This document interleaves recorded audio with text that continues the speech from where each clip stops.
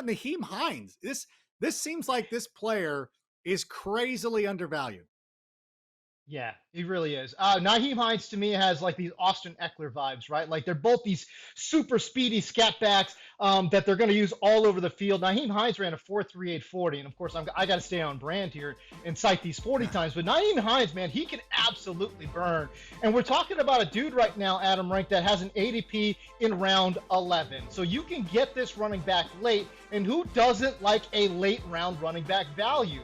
This is somebody who averaged nearly 10 touches per game, and he turned that into 54 scrimmage yards per game last year with 4 receptions. So before we even take into consideration the fact that he scored 7 touchdowns on limited touches, we're talking about a player in PPR averaging 9.5 PPR points per game at the running back position. Adam Wright, this is somebody that you are going to love to draft. Maybe you stick him in there in your flex and he just becomes that like nice, steady contributor with upside, because as we know, running back very volatile. Should some more volume present itself, I think Nahim Heinz could really take it and run.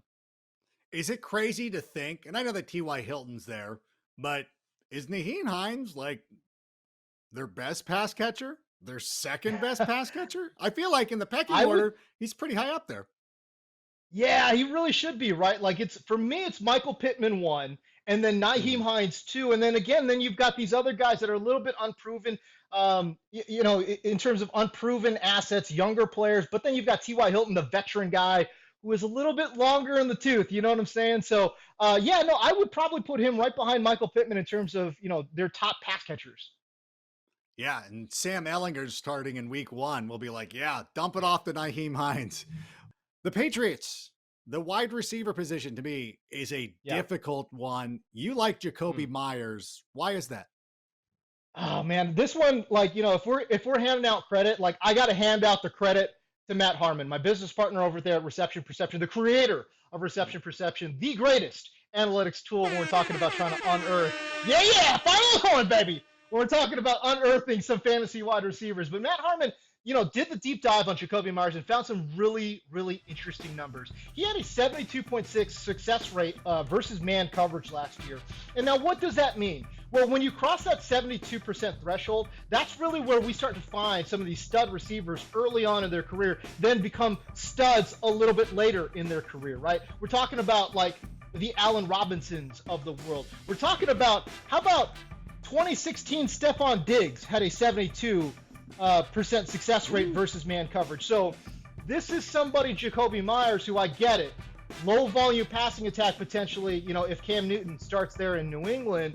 But if it's Mac Jones, or hell, even if it is Cam, this is a guy that still produced. In the 8 games that he was a starter last year, we're talking about Jacoby Myers, saw 7.4 targets, averaged 5.4 receptions a game, 66 yards per game.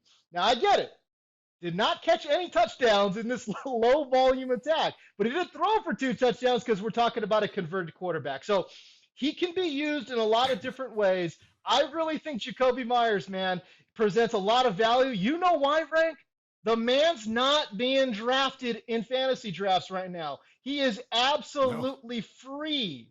16th round, Jacoby Myers. Just slam that draft button on Jacoby Myers in the 16th round. You getting some value there. Yeah, you'll be lampooned if you draft Jacoby Myers in your fantasy draft. Although, I will say this. Talk to your league manager and see if you can add some extra roster spots just so you can take chances on players like this. If you take one thing from this show today, it's that you should have a bigger bench, because I really do love the idea of rewarding people who have a little bit of foresight and can think about players like Jacoby Myers, who's going undrafted currently. And what about the next player, Amon-Ra St. Brown? To me, he looks like the number 1 guy with the Detroit Lions. Am I wrong? Am I right? What's going on with him? I mean, Adam, like you and I are on the West Coast, and we're college football fans, and we have seen a lot of USC football in our day. And I am just confused, and I know you are too. It's like, how did this man slip in the draft? Like, Amon-Ra St. Brown, he can play, and he played for USC. It's not like he played for Cal State Northridge or like San Jose State. Or, you know what I mean? He's not like a not a guy from a random school like that. Northridge dropped their program in the 90s. Way to keep current. Yes. But yeah, no, listen, man, like, this is what I don't get, you know? Like, this guy could absolutely play. He played at a high level at USC, and he's just a tough-nosed scrapper at the receiver position. It is awfully easy to see. And yeah, it might be the easy comp, but you can see it, man. Like, how does he not fill that Cooper Kupp role for Jared Goff in the Motor City? It seems like an easy comparison because it is.